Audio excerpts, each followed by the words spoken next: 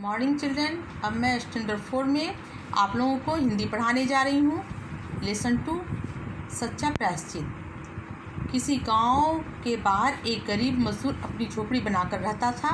वह गांव वालों के खेतों में काम करके अपनी गुजर बसर करता था। उसके घर से ही थोड़ी दूरी पर एक विशाल वृक्ष था। मजदूर का एक छोटा बेटा था पवन। वह उसी पेड़ के नीचे खेलता था। पेड़ को भी बच्चे का वहाँ आना और खेलना बहुत अच्छा लगता था। पवन के आने पर वह अपनी डालियों को उसके झूलने के लिए झुका देता, उसके खाने के लिए पके पके फल गिरा देता। किसी गांव में एक गरीब मजदूर रहता था जिसके बेटे का नाम पवन था। पवन एक पेड़ के नीचे खेला करता था। पेड़ को पवन का आना बहुत अच्छा लगता था। वह पवन से बहुत प्यार करता था। वह पवन जब पेड़ के नीचे आता तो अपनी डालियों को झुका देता और अपने अपने पके पके फल को गिरा देता कि पवन खा ले और डाली पकड़कर झूला झूले। जब पवन खेलते खेलते थक जाता तो उसी पेड़ के नीचे सो जाता। पेड़ भी अपने पत्तों से उस पर घनी छाया कर देता। धीरे धीरे पवन बड़ा होने लगा। उसके खेल भी बदल गए। अब वह पेड़ के पास कम ही जाता था। एक दिन पवन पेड़ के पास से गुजर रहा था। पेड़ ने उसे देखते ही आवाज़ दी, पवन आओ मेरी डालियों पर झूलकर खेलो। नहीं, पवन ने कहा, अब मुझे डालियों पर झूला झूलना अच्छा नहीं लगता। मुझे तो अपने दोस्तों की तरह नए नए कपड़े पहनना अच्छा लगता है।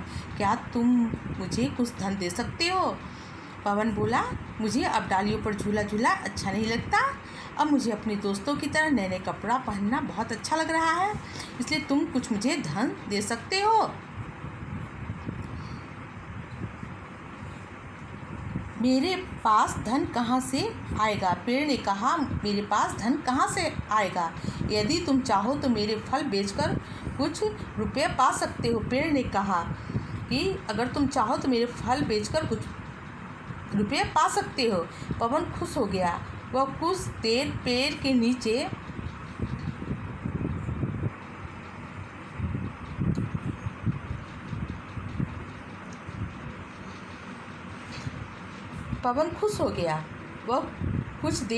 नीचे उसकी ठंडी हवा में बैठा।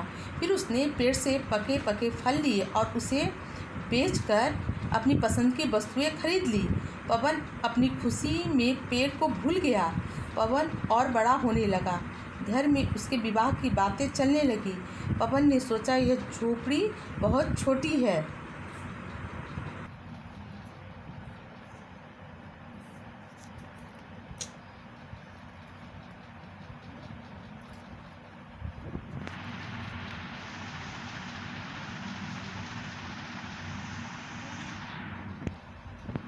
एक और छोटा सा मकान बनाया जाए, लेकिन मकान बनाने के लिए पैसा कहाँ से आएगा?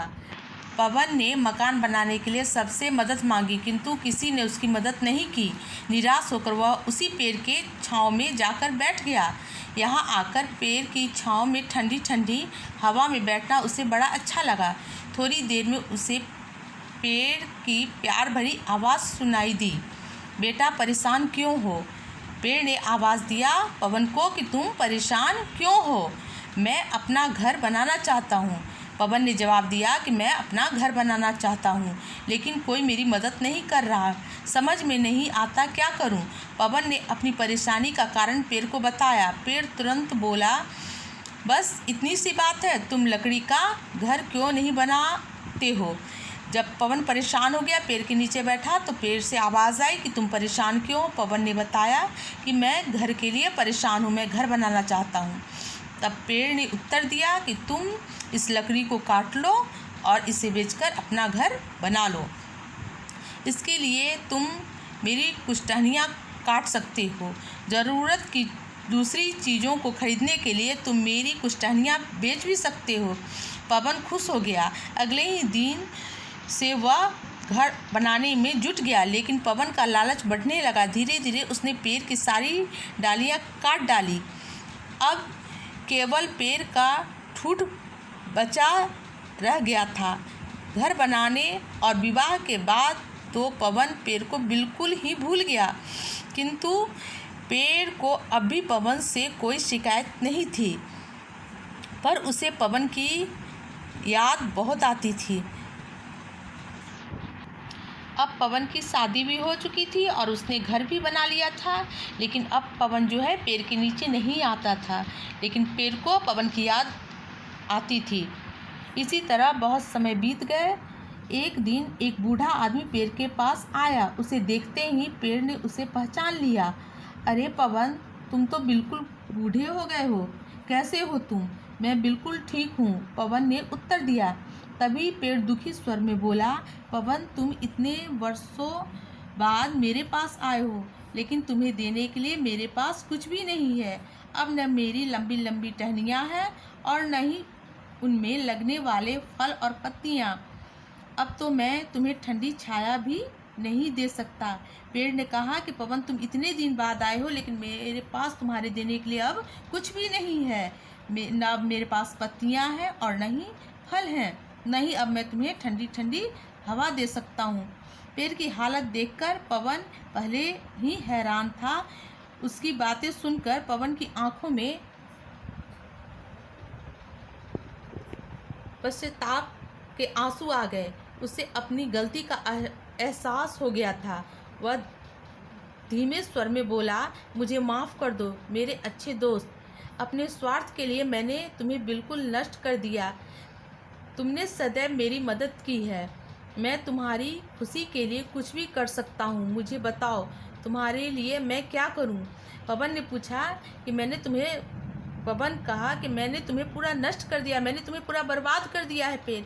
अब तुम बताओ कि मैं तुम्हारी खुशी के लिए कुछ कर सकता हूँ तो करूँ। पेड़ ने बड़े सुकून से गहरी सांस ली और बोला, मेरा तो अब अंतिम समय ही है, मुझे कुछ नहीं चाहिए। यदि तुम कुछ करना ही चाहते हो तो इसी जगह पर कुछ पेड़ जरूर लगाना, जिससे ज़रूरत पड़ने पर वे सभी किसी की मदद कर सके। यही तुम्हारा सच्चा प्रायश्चित होगा। इसके बाद पवन काफ़ी समय तक पेड़ की ठूंठ के पास उदास बैठा रहा। अगले ही दिन पवन ने वहाँ पेड़ लगाया। क्या किया पवन? जब पेड़ की बातों को सुना तो उसे इस चीज़ का दुख हुआ कि सही में मैंने पेड़ का सारा कुछ नष्ट कर दिया है। तो पेड़ ने कहा, अगर सही में अपनी गलती का एहसास करना चाहते हो तो तुम कुछ पेड़ लगाओ। फिर पवन अगले ही दिन कुछ पेड़ वहाँ लगा दिया। Thank you children.